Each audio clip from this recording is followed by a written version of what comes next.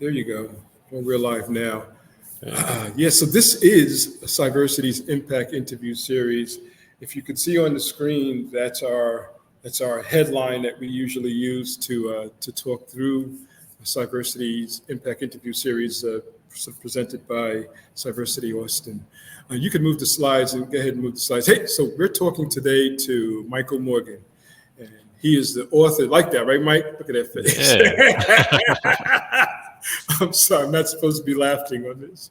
But this is Michael Morgan. He's a colleague and friend of mine. We're both living here in Austin, and he's the senior manager for platform strategy with Netscope. He's also a award-winning author, a motivational speaker, and a business and operations leader. He recently wrote a book called The Power of Networking, and we're going to talk about that today. Let's go to the next slide there, if you will.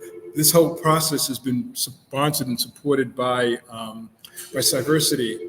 And one of the things that I always focus on in our introduction is Cyversity is a 501c3 mission-driven organization, and our mission is to achieve the consistent representation of women, traditionally underserved minorities and communities, and also veterans. That's a very big part of our mission, veterans. And we do that through programs that are designed to diversify, to educate and empower individuals finding their path in the cybersecurity industry. And the reason we do that is because we know that the folks that are on the unethical side of the business are as diverse as we can imagine. And so if they have a diverse perspective and a diverse approach, we should have the same on our side of the dime as well.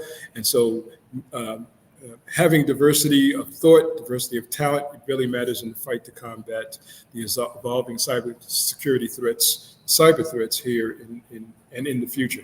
You can move on, and I'll keep up with you there, Caroline. In 2022, Cyversity became a membership organization. Students pay $20 for their yearly subscription, and professionals pay $100. From that, you get a lot of benefits. You can move on.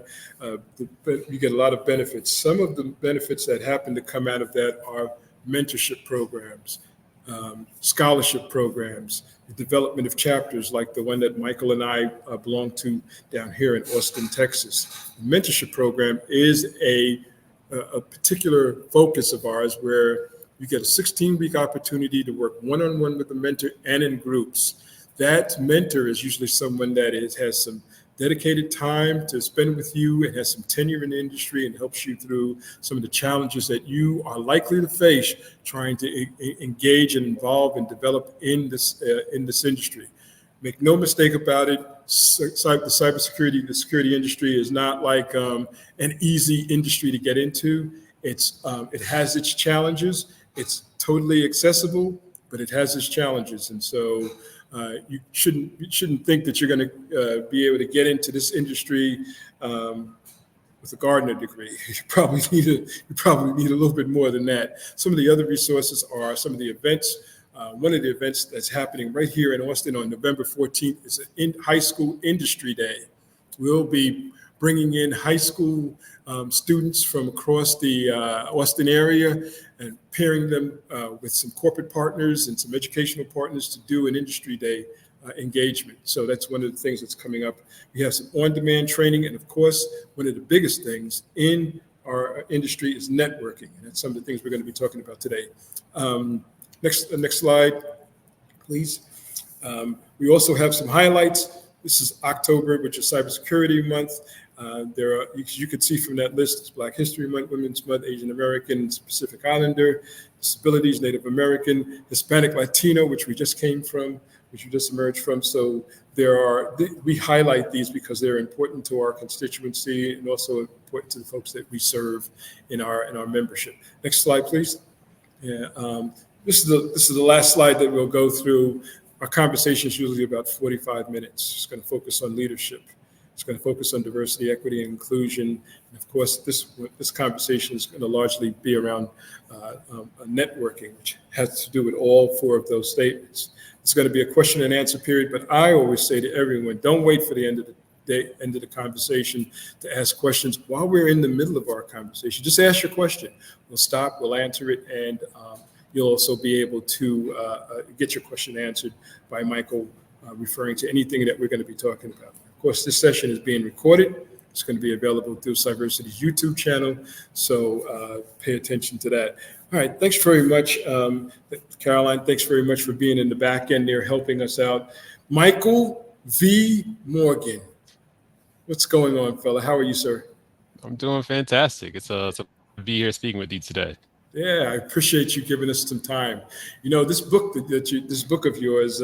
First of all, thanks for including me in your kickoff. Yes, Yeah. I was happy to be part of that. Let me just the book that you wrote. I mean, you know, you wrote this book for a specific reason, and I just noted a couple of days ago that you were up at Carnegie Mellon, which I think is part of your alma mater series, and you were talking to some folks, and this is part of your whole networking engagement. Tell us about your engagement up there at Carnegie Mellon. What were you doing there? Oh yeah, absolutely. So I actually obtained my MBA from Carnegie Mellon University. And while I was at school at Carnegie Mellon University, I attended a big conference called National Black MBA, which is open to anybody. You don't have to have an MBA to attend it. You don't have to be Black to attend it, but it's a great opportunity for obtaining internships, full-time opportunities. And as a student, I attended the conference. I obtained an internship with Chevron, and I was able to have a great internship, and I was able to receive an offer for a full-time position after I graduated.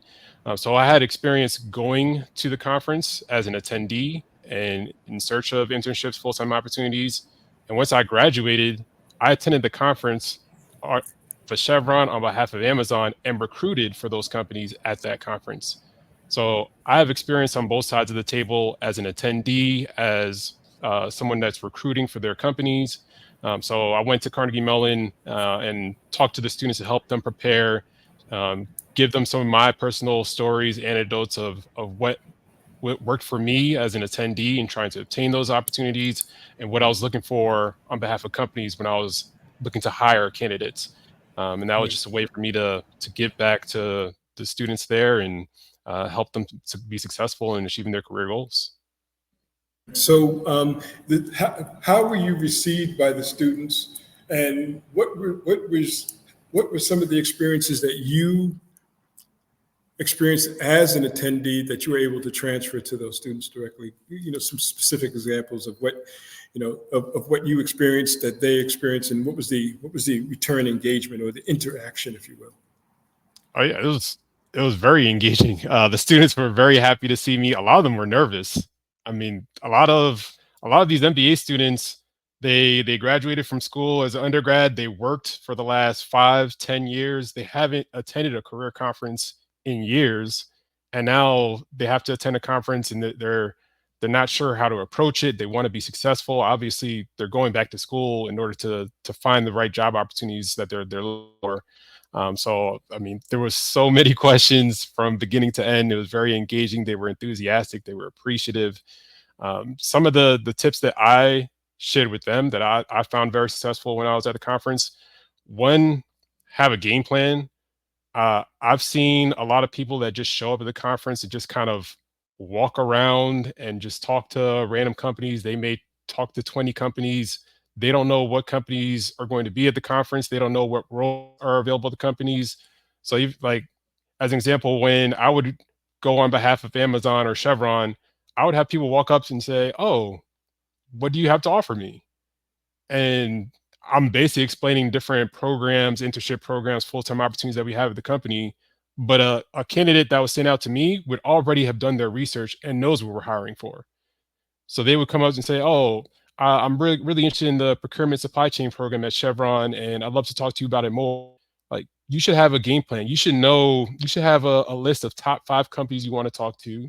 You should know who their customers are, who their competitors are, what's their mission, what's their values. And you should be focused on, all right, let me focus on those top 5 companies. Let me know them in and out. Let me know what roles they have available.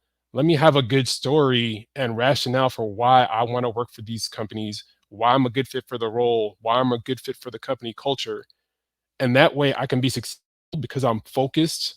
I have a narrow subset of companies that I'm focused on, as opposed to just walking around randomly without a game plan, putting out a wide net to 20, 30 companies and hoping that something sticks. So you have to be very strategic when it comes to these conferences to make the most use of your time. That is great advice. That's great advice, and it lends to your conversation about having a career path, because that whole focus. You're not boiling the ocean. You're shrinking the target to those particular groups and even individuals in those groups that you would like to speak to have a focus. I mean, you wrote this book. I mean, why? What was your what were you up to? What was your focus and motivation behind writing the book, The Power of Networking? So I would say a few. First and foremost, I just like giving back, helping other people. I know I wouldn't be in the position where I am today without the help and mentorship, advice, tutelage from many people throughout my life, and I want to pay it forward and help out other people as well. And then I'd say the second piece, I'd say over the course of my career, people have been reaching out to me, whether it's people in my network or someone connected to someone in my network, or even a complete stranger might just reach out to me on LinkedIn. They'll look at my profile, my background. They see something similar to theirs and they want to ask questions. Um, Whether when I was at JP Morgan, a lot of my classmates were reaching out to me because when I graduated from Penn State as an undergrad, a lot of my peers weren't able to get full-time opportunities, and they graduated with $100,000 in debt and don't have a job, and they're reaching out and trying to figure out how I was able to navigate and get a job at JP Morgan. But when I went to grad school, people were reaching out to me, asking me questions. Oh, what motivated you to go to grad school? How are you able to make it work from a finance standpoint? How are you able to decide between full-time, part-time? When I transitioned to Chevron, people are like, oh, how would you switch from financial services to oil and gas? Those are two completely different industries. And then I did it again. I switched from Chevron to Amazon. I went from financial services to tech. And people are like, oh, how are you able to navigate there? So throughout my career, so many people have reached out and have asked me questions and seeked my knowledge and guidance. And at a certain point in time, I felt as though I have such a vast amount of experiences that can help other people. And I finally decided to put pen to paper and start writing the book. How long did it take you to write the book? End to end, it took about a year. Okay. That includes a lot of back and forth with editors. I love editors. They helped my book evolve to the next level to make it more of a business book. But yeah, end to end, it was about a year. So it seems like, at least you had a game plan when you left Penn State. What was the game plan? Was it technology? Because now today you're with Netscope. But was that your focus? Because you started out, you went to Chevron. I'm not sure what you did there necessarily. Well, I see what you did there. I'm reading, but you can tell us what you did there. And then, of course, there was the move to JP and JP Morgan, and then forward from there, and Amazon, and forward from there. So, what was the strategy when you first started all this? Yeah. So honestly, when I first graduated from Penn State as an undergrad, I didn't have a particular industry in mind. I knew that I have a passion for business. And honestly, my networking as an undergrad helped me get my foot in the door with JP Morgan. So I actually went to a career as an undergrad student, not to look for job opportunities. I was the president of an organization called Black Male Leadership Symposium. So I went there to network and meet company executives, leaders, and ask them to come and speak to my organization to provide opportunities for other members.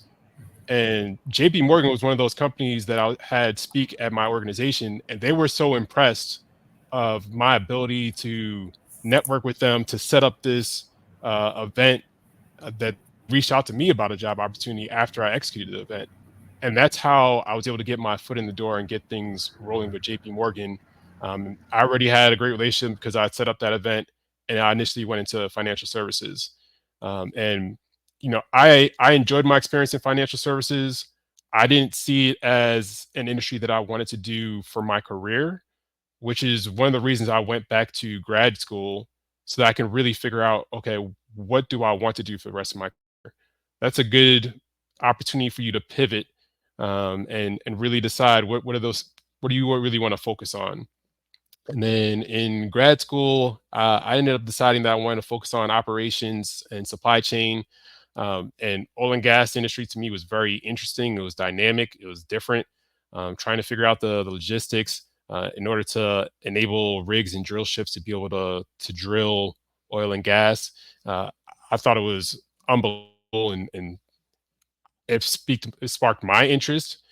So initially, I made the transition to oil and gas, and then over time, I started noticing the trends where these tech companies between Amazon, Google, Meta, they started just taking off, and I saw that as an opportunity for me to do something different, for me to grow, for me to learn, and I eventually made the pivot over to technology industry.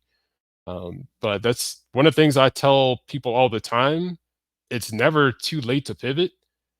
I feel that a lot of people, whether you're pivoting industries, you're trying to go from finance to financial services to oil and gas to tech, or you're pivoting your function. Maybe you're doing accounting, you want to switch to supply chain, you want to switch to UX. Like there are opportunities for you to make a change. You don't feel pigeonholed where I've been working in this industry or this function for X amount of time, and now I just have to continue working here for the next 10, 20, 30 years. You have to find your passion. And it's okay if you don't know today. It's a process. Your development over time, it's a process. It takes time. And then you can eventually figure out what sparks your interest, what aligns with your skill set, and you can make those changes in your career. Looks like somebody said that somebody's frozen. I hope we're not frozen anymore, young people, folks. Um, we're looking pretty good over here. Michael, on the subject of the power of networking, um, key principles and strategies. I know that you want to share some key principles and strategies on successful human capital networking. If you had three at the top of your list, what would be your top three strategies and principles for networking? Yes, absolutely. So I'd say number one, you have to put yourself out there. And I know this can be difficult I know people are different. Some people are more extrinsic, some people are more intrinsic. But the only way for you to expand your network is to put yourself out there for different opportunities to meet people, whether that's going to conferences, whether that's joining organizations, Cyversity. A lot of companies have internal employee resource groups you can join, but there's also external organizations that are industry specific, function specific, or hobby specific. But if you're not putting yourself out there to meet new people and expand your network, there's no way for you to build it. So I'd say first and foremost, you have to put yourself in these situations. And like I said, I know a lot of people feel uncomfortable. Take baby steps. The more that you do it, the more that you'll realize there's nothing to be scared of. Like the worst that can happen is someone says, "Hey, I don't want to speak to you," or says no if you ask them for their contact information. It's not the end of the world. And honestly, the more when I tell people to take that step and they do it, they actually realize that they enjoy it, they feel more comfortable, they build up confidence. But first and foremost, you just have to put yourself out there. I would say the second piece, one of the things I've always been told is very easy to make a new connection. It's difficult to maintain it. So the second piece is you need to have some type of regular cadence where you're reaching out to people. And it really depends on your relationship with that person. There's some people that I speak to on a weekly basis, sometimes some people monthly, some quarterly, some annually. But I I personally I don't like it when someone makes a connection, they don't talk to that person for 4, 5, 6 years, and all of a sudden they see, oh, there's a job that I want, and this person works there. Let me reach out to them. At that point, you've burned the bridge. You haven't talked to this person in 6 years, and now you need something, and now all of a sudden you just reach out to them, and that's not good networking. So find those opportunities to reach out to people. It's very easy. As an example, I love to leverage LinkedIn, and when I see someone in my network, either started a job at a new company, or they obtained a new certification, or it's their birthday. Any of those are opportunities where I, I could I could like the post that says that they started a new job, or I can send them a message, and I'll reach out. I'll send them a message like, "Hey, it's been a while. I haven't heard from you. Congratulations on the new job. I'd love to catch up. Do you have 30 minutes for a phone call? Do you have 30 minutes for a Zoom call?" Like, that's a segue for us to have a conversation, as opposed to me just liking a post on LinkedIn, or commenting on a post. And that's a way for me to maintain those relationships. So there's like little things that you can do. If I find an article, or I read a book that I think will be relevant for someone, I take a training that I think is relevant for someone. Hey, I just read this book. I think this would be good for you to read. I just kind of want to recommend it to you. So there's like little things that you can do that can keep that connect going, so you're regularly speaking to your network and maintaining that relationship. And then I would say the third piece that often gets forgotten, but I think is the most critical, networking is a two-way street. So I emphasize the give. I'm always I I'm understanding what people in my network, what they need, what they want. Are they looking for jobs? Are they looking for professional development? That people want different things, and when I find anything that can be of value to them, if I can refer them for a job, if I can connect them with someone at a company, if I can provide them with training opportunity, or if I could just be someone that they can speak to and bounce ideas off of, and I can share my thoughts to help them navigate workplace challenges, whatever have you, I'm always trying to figure out a way where I can help other people. And at the end of the day, I may never ask them of anything, but if a day comes where I may want to reach out to them and ask them for something, it's easier because of the reciprocity. I've already done something for them, and if I ask them for help with something, they will be more than willing to help me. But you have to remember that network is a two-way street, and if you want to reach out to people in your network and ask them for help, or advice, or anything, you have to do something for them as well. This whole, I'm, going through the three steps: put yourself out there, not only engage but also maintain, and then networking being the two-way street. Looking back at the first one that you mentioned, putting yourself out there, for a good portion of our population of practitioners, somewhat introverted. What do they have to tell themselves? How do they have to see themselves? That whole imposter syndrome is of being in the industry is the first challenge to overcome. And now I got to go step out in front of people. What mindset do you think they should be trying to develop? Should they be in the mirror giving themselves pep talks? What should they do specifically that you think they should do that'll be helpful? Yeah, I would say number one, I would say they need to have the mindset that this is part of your job. So I think a lot of people think that, oh, all I have to do is go to work and do a good job, and I'll naturally develop, and I'll naturally progress, and I'll get promoted. And if you don't network, it will be it will be a caveat. It will hurt you more than anything. So either like networking within your company, networking external from your company, like you never know what a connection may bring you. So you have to think of it as part of your job. This is something that I have to do. I have to reach out to people within my company. I have to reach out and grow and develop. I'd say that's first and foremost. And then the second piece, like I said, there's nothing to be afraid of. When I speak with people that are more introverted, they're scared. They're always thinking worst case scenario. What if I go to this conference, nobody speaks to me, and I feel awkward, and I'm sitting in the corner, and that it never happens. They're always thinking that the worst possible scenario will play out. And like I said, I'll tell people to, hey, start small.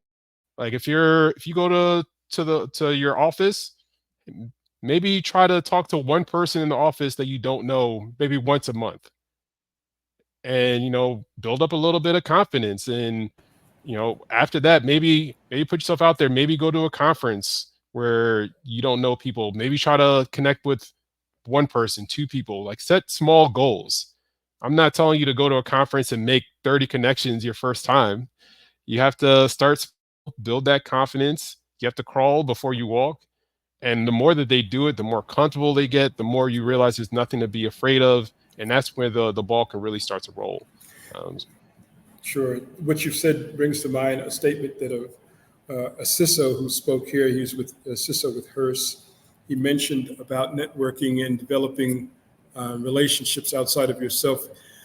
He mentioned a book called Never Eat Alone, right? Never eat alone. Every day, if you're in size of an organization that's an enterprise organization, or if you're not, if you go out to lunch, maybe just sit next to somebody else at the table and start a friendly conversation. You never know what happens from there. You had the central thesis of your book was about the powerful nature of networking. In other words, it's not just networking for business, but it's networking for your life as well. How do you see networking helping you in your, in just your everyday existence outside of work as well?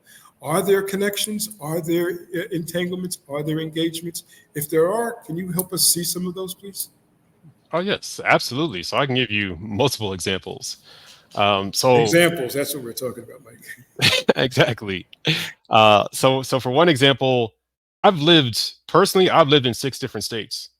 So I'm originally from New York. I went to Penn State as an undergrad. I went to Carnegie Mellon for my MBA. I worked for JP Morgan in Delaware. I worked for Chevron in Texas. I worked for Amazon in Washington. I worked for Walmart in California. And it's not easy to move to a brand new city, a brand new state that you've never been to. You don't know anyone. And now you're trying to start your career with a new company. And every place that I've moved, either I knew someone in my network that either went to Penn State or Carnegie Mellon, and now that they graduated, they lived in the same city as me, or 6 degrees of separation. I knew someone that lived in that city.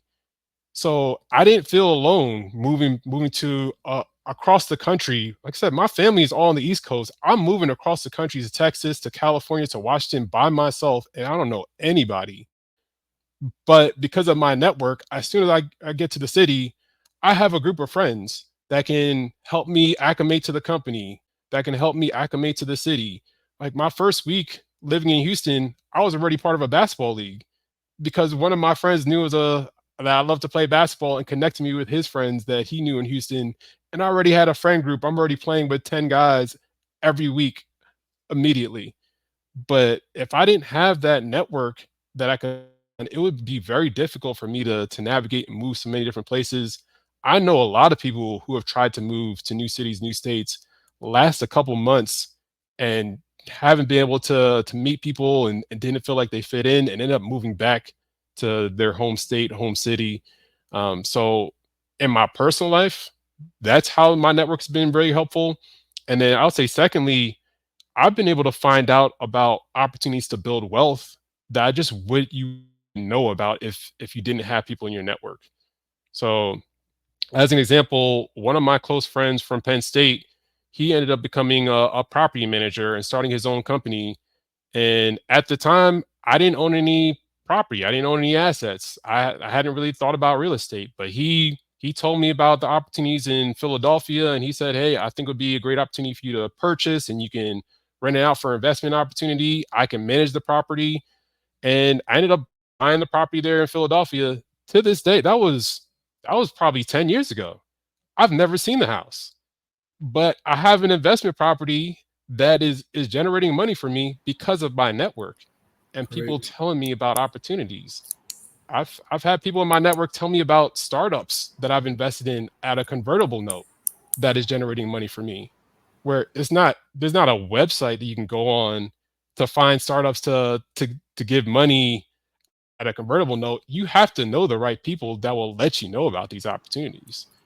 So there's so many things and ways that my network has been fruitful in my life that are outside of my career, just in my personal life. That's powerful, Michael.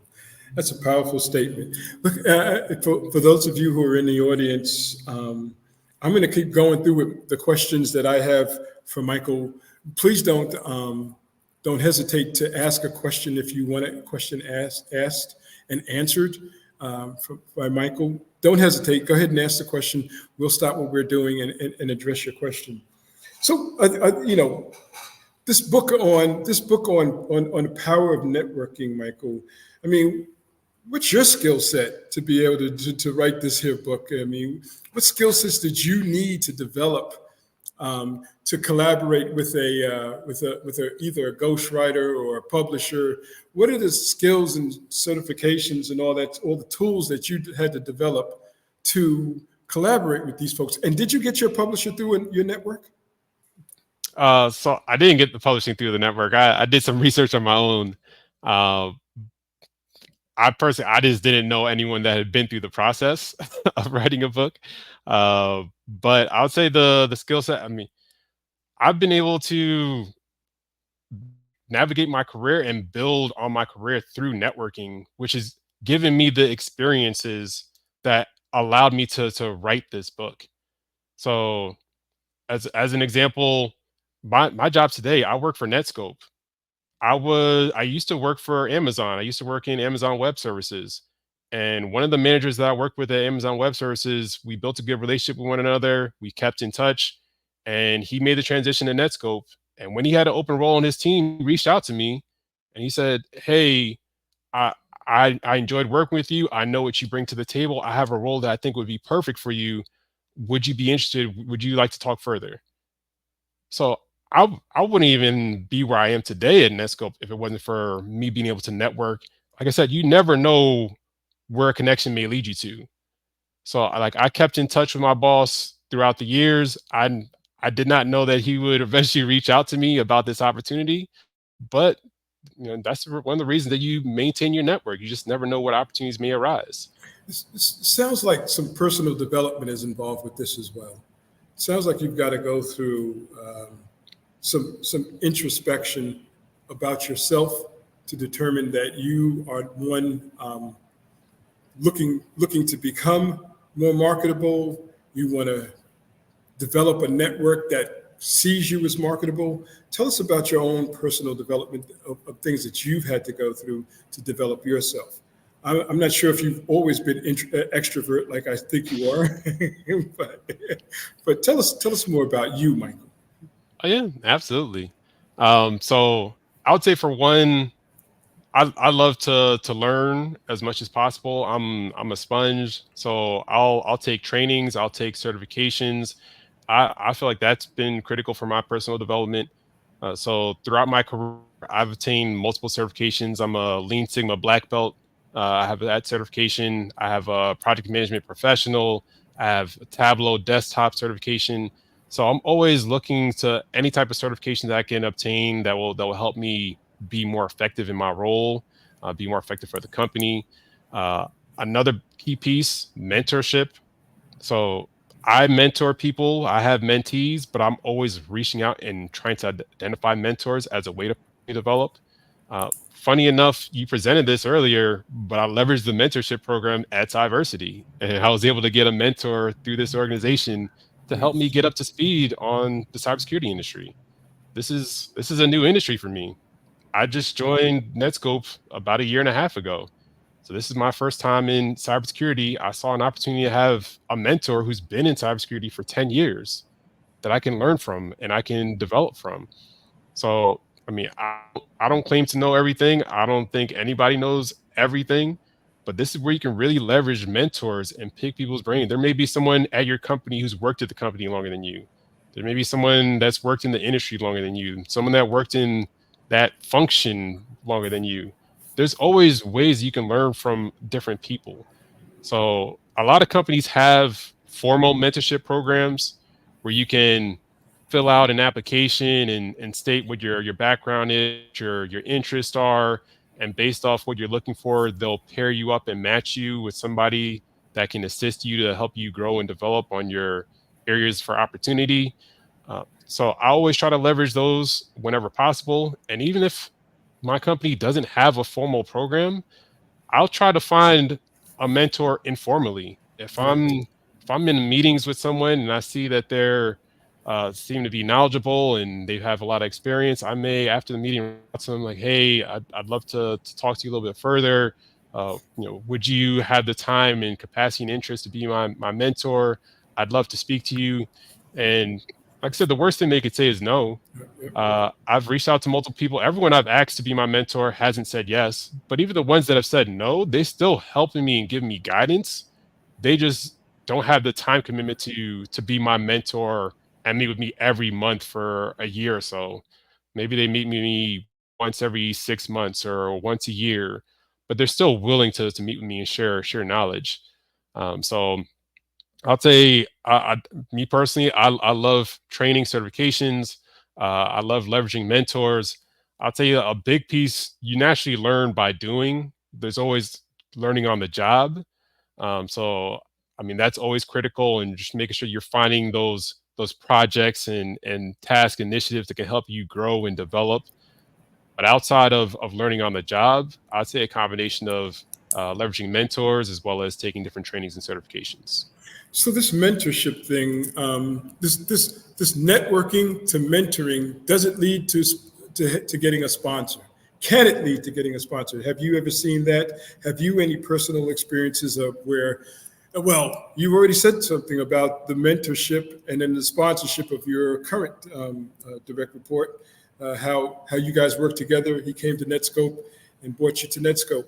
But in a general sense, give us some strategies about networking to mentoring to sponsorship, because that's what you just went through. That's what you just gave us sort of a scenario. But another strategy, if you will, about the intentionality of networking to get you to mentoring, to get you to potential sponsorships. I know that's a somewhat of a disjointed line, but then that there is a connection between all of those three. Yeah, I would say a big piece, you have to focus on your brand image. What do you want people to know you for? What skill sets do you bring to the table when I walk into a meeting, when I'm a part of a project? People should be excited to work with me. They should say, "Oh, Mike is results oriented. Oh, he's on the team. Things are going to get done." Or Mike is analytical. He's going to bring that data analysis piece that's really going to help us figure out how to make the right decision, because he's going to be able to pull that data. Or Mike is, great at influencing others, and he's going to get these other teams on board to make sure that we're driving deliverables. So I think that's very critical. Throughout my career, I've talked to people who may be in a role where they're not happy and they're not putting their best foot forward. And to me, I think that's detrimental. That only makes you look bad, because your network isn't going to say, "Oh, he was in a bad situation and he didn't put his best foot forward." They're just going to say it just didn't look like he was working hard.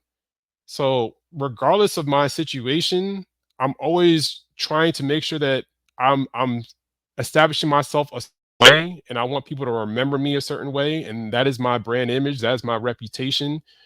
And when these situations arise where someone may have an opening on their team, someone may have different opportunities, I'll be the first name they think of.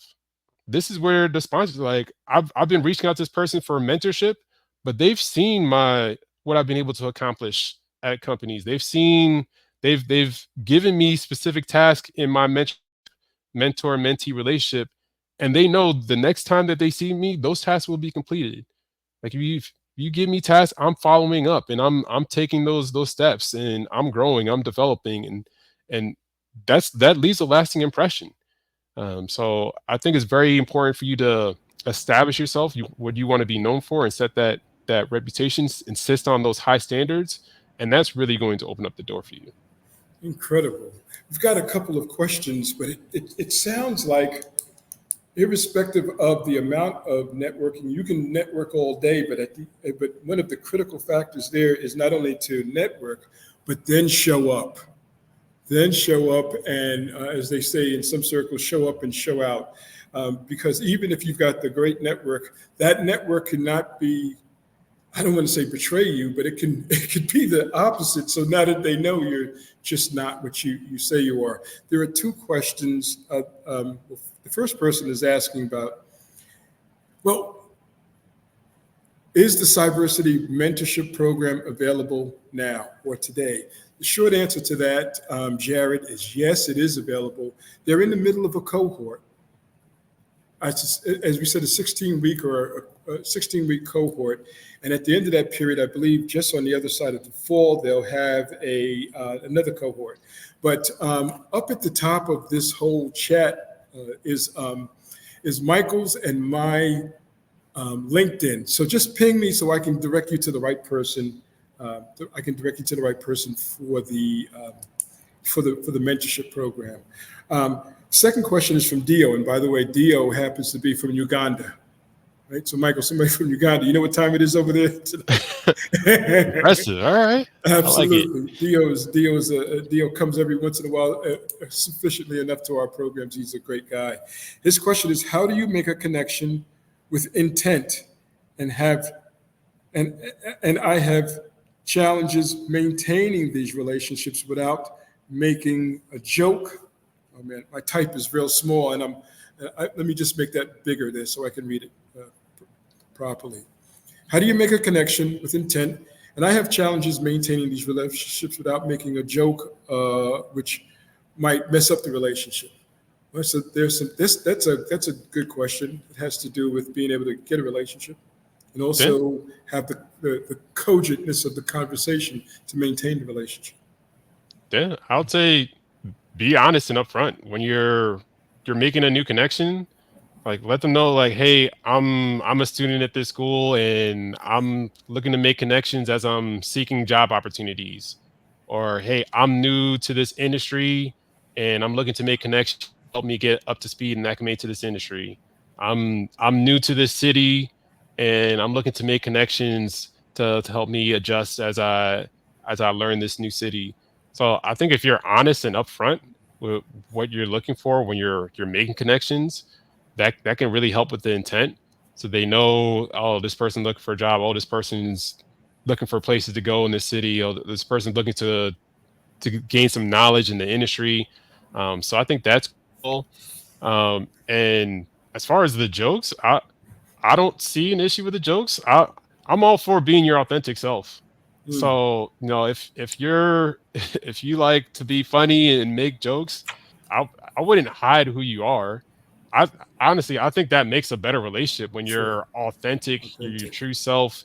And I mean, if the jokes don't connect with that individual person, I mean, that's fine, and you can find a new connection. But I wouldn't change who you are just to maintain a connection.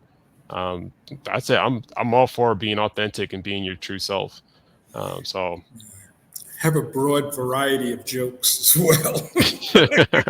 Don't want to have the specific line of corny jokes, if you will. The whole networking, did networking get you to mentoring? Or did mentoring get you to networking? I mean, which chicken or egg, which came first? I would say the networking first. For me personally, like I said, a lot of companies have formal programs.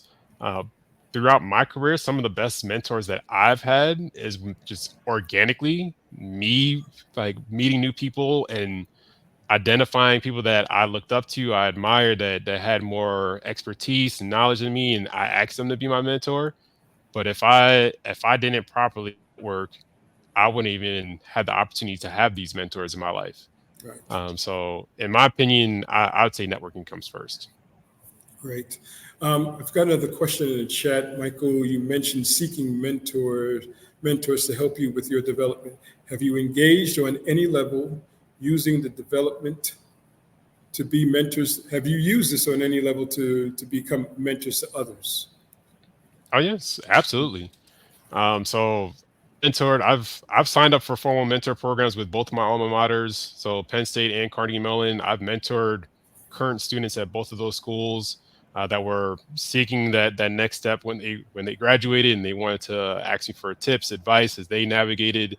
I've been mentors at companies I've worked for where I've had more years of experience and knowledge than other individuals, and they've reached out to me to be mentors. So, like I said, I'm all for paying it forward. Sure. I know I would be where I am today if I didn't have the mentorship and guidance of other people. So whenever possible, when people reach out to me and are asking for the same, I'm always looking for those opportunities to give back. You know, as someone also put in the chat, we need more networking events here in Austin. Michael, that's up to you and I and our chapter to do that. And, you know, of course, we do have that in mind. I don't know if that person, that LinkedIn user that wrote that, I just mentioned earlier that there is one event that's coming up November 14th that our Austin chapter is going to be hosting an industry day for high school students. And we need all of our chapter members here or Cyversity members here to come and attend, to one, engage with those students, show those students folks that look a lot like them, mentor and engage with them. We're going to be doing a series of lectures, very short lectures, because we know that the attention span, our own attention span is tough.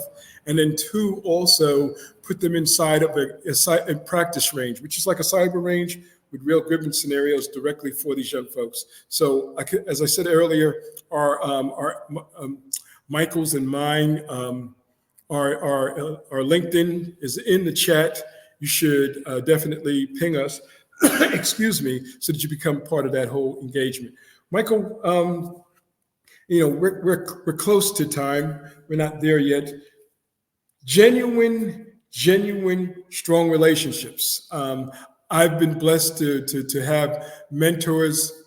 I've been with Cyversity since they were the International Consortium of Minority Cybersecurity Professionals back in 2014. Right, I was probably one of the early adopters to Cyversity when they were the other organization. I had 7 mentors at the time. 6 of them I'm still involved with today. Right, involved with, get a call, get a text, and it's about technology. It's about my son. It's about and it's about networking as well, mentoring and networking. So when we talk, we're talking about what's the next step and how to get to that. What are you telling your mentees to help them move from one plateau to the next? What are the specific? I know that you've already spoken about strategies, but these are one-to-one conversations, Michael, and some of them are very personal, right? Some of these conversations are very personal. So what are you telling them, and how are you helping them? Yeah, absolutely. So first and foremost, I try to make sure that they reflect on themselves as much as possible. I think as a part of growing, learning, developing, you have to understand what are your strengths, what are your areas for opportunity, and if you have trouble identifying that, they need to reach out to their classmates, they need to reach out to colleagues. But that's a starting point. I don't know where I can help them if they don't share that information with me. Correct. Maybe they need to improve on their public speaking. Maybe they need to improve on their analytical skills. But maybe they need to work on their networking skills. But they have to help me identify those opportunities where I could really help them and get them to that next level. And then I would say also make sure you have to follow up on actions. Yeah. If I'm mentoring you and I'm taking time out of my day and my schedule to give you assistance, and I give you a certain task, maybe if they have to work on public speaking, maybe I tell them, hey, you should join Toastmasters. Absolutely. Or maybe if they have to work on analytical skills, hey, take this training course. I think it will help develop. If I come back a month or two later and they haven't taken any actions, it's like you're not taking this serious. I'm taking the time in my day to help you. So making sure that they're following up on those actions, taking they're aware of where they are, what are their strengths, where are their weaknesses, and building that plan so that they can improve. Like those are the conversations that we have. Sure. And Sure. even, hey, they're trying to get their foot in the door when it comes to getting jobs. It's like, okay, this is what you need to do to land an interview. This is what you need to do to excel in an interview. So I try to I'm all for call to actions. So when I'm trying to help somebody, I'm trying to give them tangible steps. If this is what you want, these are the steps that will get you to that next level. So if Yeah. I'm giving you these actions, I'm expecting you to follow up on them. Michael, let me ask you this question. We have this chapter here in Cyversity chapter here in Austin. Is the chapter a conduit to networking? Can it be? Absolutely. I mean, that's Come on, that's give one of it the to us. reasons that 'Cause that I'm I've joined the getting- chapter. I mean, I've made so many great connections, relationships. I've learned so much. Like I said, because I'm new to the industry. So Cyversities has been above and beyond for me. I'm so happy that I found out about this organization. I found out it through one of my colleagues at work. And I mean, I've been an active member. I get you involved know, as much as possible. I show up to as many events as possible. Like Cyversity has been fantastic when it comes to networking. this is interesting because that's how you and I met. That's how we networked together. We met at a Cyversity event. I'm like, you live where? And you were because we're both you're insular to an employee and I'm an advisor with Netscope, and I was like, no, not really. You're in Austin. Let's get together. So there's a question here from one of our, not even a question, but a statement. We were talking about we need to do more networking events here in Austin, and then we were also we said yes, I registered for that, but they're too rare. Earlier on, I just want to say this to that young other person that made that mention. Earlier on, Michael and I were talking about doing more networking events here in Austin. The one thing that I think we agreed on, and Michael will bear me out, the harvest is rich, the laborers are few.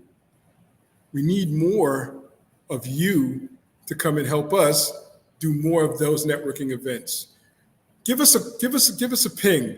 I got to tell you that if you want us to do more events, become a bigger part of the organization by volunteering. Michael's a direct volunteer. He gives his time. Come and do some work with us. We've got a lot of things planned, but we don't have enough people to actuate them.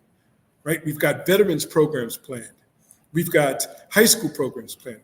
We've got middle school programs planned. We've got a lot of things planned. We've got an end of the year event that we need a committee for, right? This is an opportunity for you to join this committee, this gala committee, connect with all these folks out in our industry in Austin. We've got over 110 corporations here that are cybersecurity direct. If you want to develop your network, this is an opportunity to do just that. Right? So, we need you. We need your help, right? We need your help. And yes, there is a chapter in San Francisco, for Christ's sake, that is one of the best chapters going. And one of their representatives, Rolanda Roy Smalls, is here in the chat. If you got to say something, ask Rolanda a question, ask a question to Rolanda. We're almost at time, Michael, where I just want to thank you for the opportunity to speak with you. Every time you talk, we have a great conversation, but this has been great because we've shared some of our talk with other folks that have come to hear about your book. Where can we get it? Where can we get your book? The book is available on all platforms. So if you want the paperback, it's available on Amazon. If you want the audiobook, you can find it on Spotify, Audible. If you want the ebook, it's on Barnes and Nobles. It's on Kindle. So any platform that you're looking for, audiobook, ebook, paperback, it's available. Is there a specific excerpt from that book that you think is most critical, most pivotal that you want to share with us? Oh man, one excerpt. I'd say you brought it up earlier. Never Eat Alone is one of my favorite books. Yeah. And I've taken that to heart where at work, so if I don't know everyone's situation with work because some people work remote, some people do hybrid. But when I was going to the office 5 days a week, I made it a point to set up a lunch with someone different, Mm-hmm. not like once a month, once every 2 weeks. People need to eat. That's right. And you'd be surprised. I almost feel that we've gone into this culture where people just work all the time. They may bring their lunch to work. They may leave the office, grab some food, bring it back to their desk, work through lunch. when I schedule a lunch with somebody and block out an hour in their calendar, and they're just surprised, like, oh my God, like I'm actually going to take Nice. lunch. I'm going to separate myself from the office. I'm going to take time for myself. And you can get to know people as individuals. Yes, I can ask questions so I can learn more about the company. I can learn more about the individual. I can grow and develop, but I'm also just getting to know them as a person. I'm getting to know their hobbies, their interests, their families, their background, and I've built some great relationships. Whether it's over lunch, whether it's over dinner, over coffee. I don't even drink coffee. I invite people to go grab coffee all the time, and I'll go order a water. It's about having those conversations and Right. relationships. Right. So I would say if there's an excerpt, that's one that's been very critical for me. Is take that time, leverage. You need to eat, and No so do other doubt. people. So leverage No that time doubt. to really build those networks. I've got two more questions for you. One is on topic, one is off topic, but I also want to just ask Caroline in our back office. I just placed Rolanda Small's LinkedIn in our private chat. Can you post it so the person that's asking for, yes, thank you. So the person that's asking for some information about the chapter in San Francisco can ping Rolanda and she'll give them some information.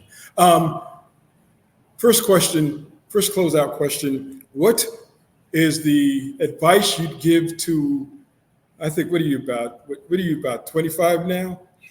I wish. You don't want to be 25. My youngest son is 27. You don't want to do that, right? What is the advice you'd give to your younger, well, you're very enterprising, Michael, but what would you give advice you'd give to your younger self? uh, I'll probably say your, your career is a process. Like it's a journey. It takes time. I I I feel when I first got at Penn State, I just had this mindset like I'm gonna hit the ground running. I'm just going to shoot up the career ladder and I'll become a manager and then I'll become a director and then I'll become a VP. And it doesn't always work that way. Sometimes you may have to do a lateral step before you move up. Sometimes you may have to take a step back before you move forward. Right. Everyone's career path is different. The more people you talk to, you realize instead of a career trajectory like this, it's like this and here and it goes up. But it's part of the fun is the journey. Don't try to just skip steps. Don't try to just jump to like there's a reason you're going through certain situations in your career and your personal life. It will make you develop and become a better person. So enjoy the process, learn from the process. It will help you in the long run. The statement you made about enjoy the journey, that is huge. If you don't enjoy the journey to get there, you won't be able to one share with other folks your particular process of how you got to be who you are, where you are.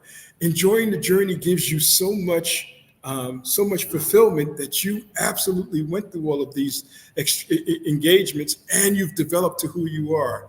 The last thing I'll say about the journey is sort of like um, a biblical phrase. I'm a preacher's kid, so but the biblical phrase is that these lessons are not just for me. They're for those, our seed, they're for those who come after us and behind us. It's to show and to explain to them the greatness of the journey that you have in whatever scenario. The last thing I'm going to ask you is off topic here, right? And I know you tried to slide this by, that you got some basketball skills. I'm a former basketball player out of Michigan State, played overseas. I want to hear about these basketball skills. Tell me what it is that's good about your game and your basketball game. My tenacity, I'm Tenacity. I like yeah, I'm a it. lockdown defender. I'm giving you all the hustle plays, all the rebounds. I'm doing all the dirty work, the grunt work that everyone else doesn't want to do, and I catch a lot of people off guard. I work hard on the court. I work I hard in love my it. life. I work hard on the court. I love it. Same way. That statement, the defense. I mean, I was known as a butcher and a hacker. When they needed to stop somebody, they would send some. They would say, "I like Patrick Beverly. I just go out and that person, I'm gonna break your arm because you ain't scoring another point tonight. Break your arm if you try to score another point." So I love that tenacity about. I'm gonna put myself into this. I'm gonna put myself into defense. I could score enough points, but the defensive side of the ball, I loved it. I loved it immensely. I knew there was something about you that really got to get. So listen, I see some more. I'm in Berkeley, California. Is there a chapter? There is a chapter in the Bay Area. Is there one in the Mid-South? Darius, could you ping me on LinkedIn and I'll connect you to Dr. Kevin. I'll connect you to the Mid-South chapter. Is there a chapter in DMV? If you ping me also, I'll connect you to Dr. Nilda Davis, who is a chapter president in the DMV, Washington, D.C. area. Listen, we are at time, right? It's just about 43 seconds over. Michael, this has been great. I hope you got something and you enjoyed this conversation as well. We had a lot of questions, which is really great. I love that.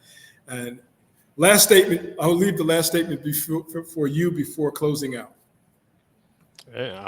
First and foremost, it's an honor and pleasure to be here speaking with you. So I appreciate you giving me the opportunity to speak on this platform. And then secondly, I know I just talked about networking for this entire session. I wrote a book on it, The Power of Networking. I'd love to engage with all of you. If anyone wants to reach out to me, connect with me on LinkedIn. You want to chat, I'm willing to take phone calls, Zoom calls. I'm always willing to expand my network, meet with new people. I love helping people. So any way that I can help you, feel free to reach out, connect. And then the last piece to your point, I've loved my experience within Cyversity. I'd love for all of you to join chapters, whether it's the Austin chapter, the Bay Area chapter, DMV chapter. Make sure you join chapters for Cyversity. It's been fruitful for me, for my career. And volunteer whenever possible. You don't know what connections, what skills you'll develop by volunteering and helping with these different events. And this end of the day, it'll make the organization and chapter that much stronger when we have more volunteers. Sure. So definitely give back whenever possible. Sure. And thank you again, Michael, for being the extrovert or the people person that you are. It's been great to get to know you, to engage with you through Netscope and through Cyversity. It's just been an awesome thing. I've got some plans for us in the Cyversity with, I've got some plans with us for Cyversity and Netscope that I should get you involved in. And this is great, Mike. Man, this has been great, man. I'm looking forward to engaging with you and anybody else in the Austin area, Austin, Round Rock, Georgetown, Hutto, this whole Austin area. Come on out and get involved with us in the Cyversity chapter. And until the next time, our next conversation is going to be November 5th. It's going to be with Matt Asplund. He is the head of recruiting for Silicon Labs. He's the head of recruiting for Silicon Labs. He works a lot with a lot of college students. So if you're in transition, if you're transitioning out of college or going into college, this is an opportunity to talk with someone who has the insight on recruiting, right? That's the key. That's one of the key entrances into a job opportunity. You got to get past the recruiter. I know at Cyversity, we're very relational from head to toe in most organizations, but this one key issue, they're the gatekeeper. So if you want to understand and know how to get past that gate, tune in on November 5th and have a conversation with Matt Asplund on how to work with and work through recruiters to get to that next step. Until then, thanks very much, everyone, and thanks for joining. Caroline, we're ready to go.